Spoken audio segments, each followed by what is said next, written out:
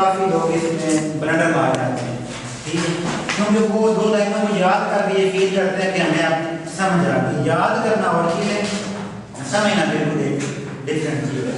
बच्चे 5 चीज़ें हैं, 2 ट्रीटमेंट है। मैं अपनी जितनी भी अकाउंटिंग की बुनियाद लोकल बेसिक लेवल क्लास में पढ़ाता हूँ, मैं ये कहता हूँ अक्सर कि ये टोटल अकाउंटिंग है। जिसको ये आता है वो अकाउंटिंग में मार नहीं खा सकता, और जिसको ये नहीं आता तो वो पास शायद हो जाएगा, उसको अकाउंटिंग लेवल कभी भी आ नहीं सकती। 5 चीज़ें हैं, कैपिटल, एसेट, लायबिलिटीज, इनकम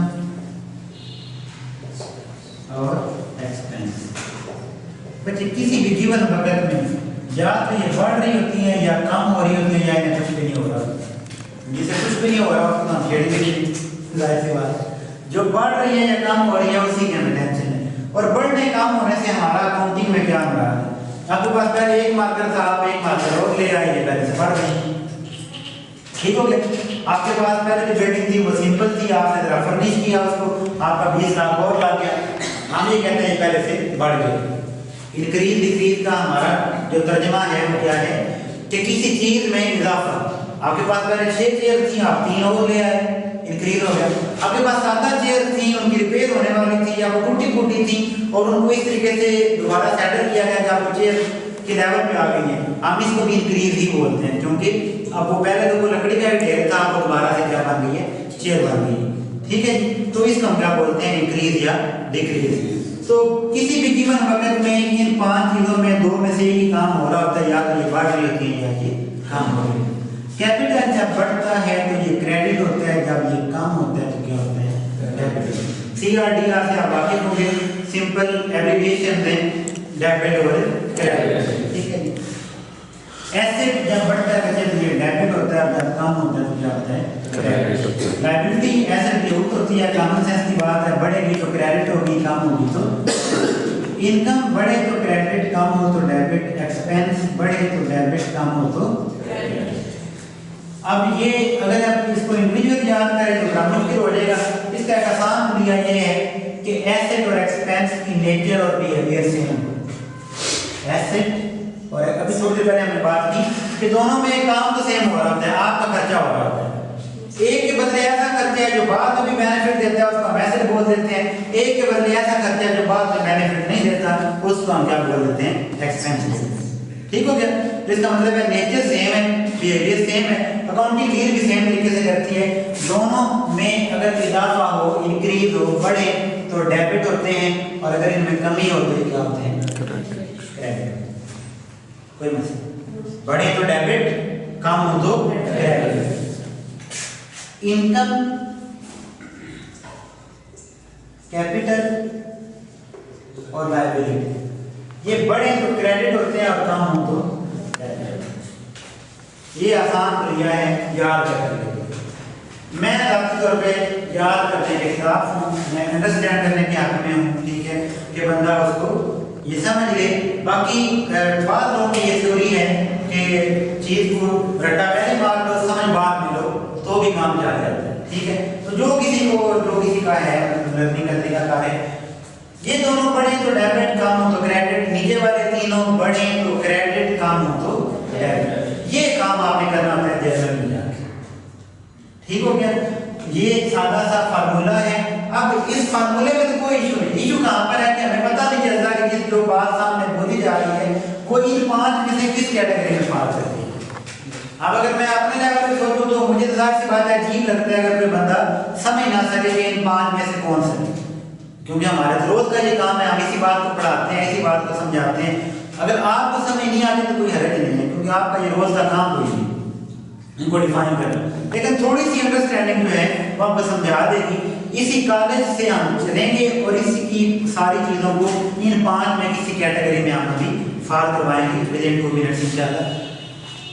जब किस बंदे के ख्याल में आया कि जी हमने ये कॉलेज बनाना है, तो उसके लिए उसने कुछ पैसा, कुछ सरमाया अरेंज किया, जो कुछ उस वक्त उसने इकट्ठा किया ना, और जो कुछ वो आज तक फर्दर उसमें लाने की ट्राई कर रहे हैं, उसका हम क्या बोलते हैं, क्या बोलते हैं, कैपिटल क्या है? जो बिजनेसमैन बिजनेस के अंदर पैसा लेकर आता है, सरमाया लेकर आता है।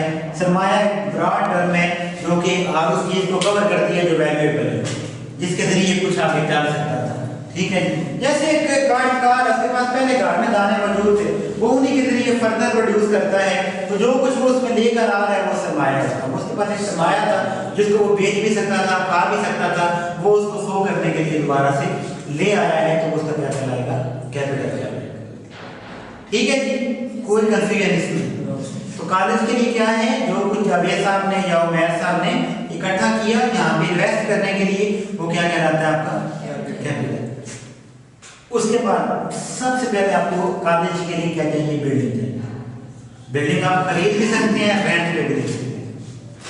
दो ही सोचते हैं ना बेटा, अगर खरीद लोगे तो एसेट बन जाएगा, क्योंकि अब तो आपकी है, क्लेम आपका, बेनिफिट साल से ज्यादा वैल्यू को मेंटेन करती है, तो क्या बन गया? एसेट। अगर आप उसको खरीदते नहीं हो, रेंट पे ले लेते हो, तो क्लेम किसका है?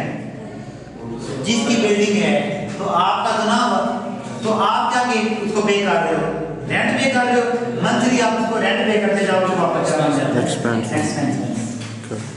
और अगर आप एक महीने का एक्सपेंस रेंट नहीं दे सकते, आप कहते हैं सर इस दफा अभी वीकेंड डेट नहीं हुई है, हम आपको 2 महीने बाद दे देंगे, तो आपकी लायबिलिटी बन गया, क्योंकि खर्चा ड्यू हो चुका था और आपने अभी तक उसको दिया नहीं। वो खर्चा जो ड्यू हो जाए और आपने अभी तक उसको पे ना किया, वो कुछ भी है, वो आपका बिजली का बिल हो सकता है, मोबाइल का बिल हो सकता है, किसी टीचर की सैलरी हो सकती है, बंदे ने काम कर दिया, आपने पे नहीं अभी तक किया, सादा सी बात है, वापस क्या है? लायबिलिटी है। ठीक हो गया? कोई कंफ्यूजन? 4 बातें हमने कवर कर दी। ठीक है, कैपिटल क्या था? जिससे आपने पैसे बिजनेस स्टार्ट किया। एसेट क्या है? जो एसेट आप लाए, हमने बिल्डिंग की बात की, डाइस है, बोर्ड है, आपकी चेयर्स हैं, इसके अलावा बहुत कुछ होगा, ऑफिस टेबल वगैरह, जो एक सेटअप को चलाने के लिए वैल्यूएबल चीज है। इवन ये पंखा पिछले साल भी काम आया, इस साल भी आएगा, इंशाल्लाह उससे आगे भी काम आएगा। ठीक हो गया? हाँ, मार्कर है, हो सकता है साल निकाल जाए, उससे ज्यादा निकाल जाए, इसकी वर्थ बहुत छोटी है। तो एसेट एक ऐसी चीज होती है जो हम किसी को बताते हैं कि हमारे पास ये भी है, तो मेरा निकाल के काले बताता है कि हमारे पास मार्कर भी होते हैं। ठीक है, क्यों? स्टेशनरी चीज तो है, खर्चा तो है, लेकिन इसका ओवर द ईयर बेनिफिट नहीं होता, जो इस्तेमाल होती है तो ये खत्म होती जाती है। और मार्कर की जो प्लास्टिक है उसकी वर्थ इतनी थोड़ी है कि आप इसकी अकाउंटिंग करने से रहे कि मेरे पास 10 रुपए या 20 रुपए का मार्कर भी पड़ा हो, क्योंकि देखें आपको मिलते हैं फिगर बने बनाए, फिगर तक पहुंचने के लिए 4 बंदे बैठे होते हैं ना, ये ढूंढने के लिए कि कुर्सी है कितने की। आपको तो बच्चों को, स्टूडेंट्स को तो पता चला चेयर 700 की, आपने कहा फर्नीचर 700। सवाल ये है कि उसको 700 का बता कौन है, वो भी तो पैसे देगा ना, वैल्यूएशन वाला बंदा भी तो आके पैसे देता है। तो आप क्या मार्कर लेके चलेंगे किसी दुकानदार के पास, तो महिला डिफाइन कर दे कितने का होगा, तो अगर तो वो मतलब हमारे मंडी में जैसे कि वो शाम की करें, वो तो आगे से पढ़ जाए, आपको ऐसी बात कुछ नहीं। तो इसलिए ये इसकी वैल्यू 7 से ऊपर हो सकती है, लेकिन ये ऐसे नहीं है, स्टेशनरी अमूमन एसेट में नहीं गिनी जाती, अनलेस कि आपके पास स्टॉक इतना ज़्यादा पड़ा हुआ है, करोड़ों रुपए की आपने वही लाके रख दी हुई है, तो फिर आप उसको स्टॉक के तौर पर बता सकते हैं। इनकम बच्चे मकसद क्या है? इनकम, इस सारे ड्रामे का, इस सारे सेटअप का मकसद ही एक है, वो क्या है? कुछ पैसे आते हैं, जो नॉट फॉर प्रॉफिट होते हैं, वो भी कुछ कमाने के लिए बैठे हैं। ठीक है, वो पता नहीं वो कोई वली अल्लाह होगा जो उसमें से पैसे नहीं कमाता।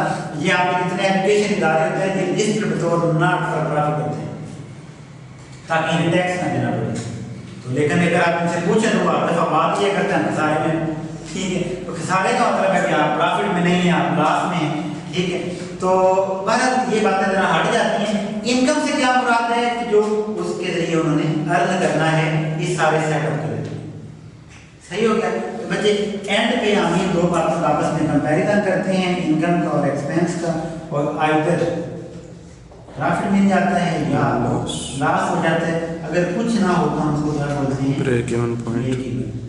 क्या बोलते हैं? Break even. तो बस ठीक है, जितना लगाया था उतना निकल आया है, बस बचा कुछ भी नहीं, लगा कुछ भी नहीं, 0 पे खड़े, उसको हम क्या बोलते हैं? Break even. In the long run इसको आइडियल कहा जाता है।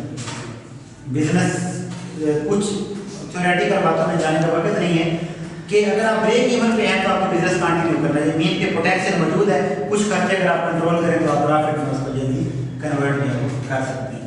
एक नेगेटिव पोजीशन नहीं है ब्रेक इवन, बेसिकली एक पॉजिटिव पोजीशन, कोई कंफ्यूजन नहीं, इंडिकेशन नहीं है। ठीक है, क्लोज करेंगे।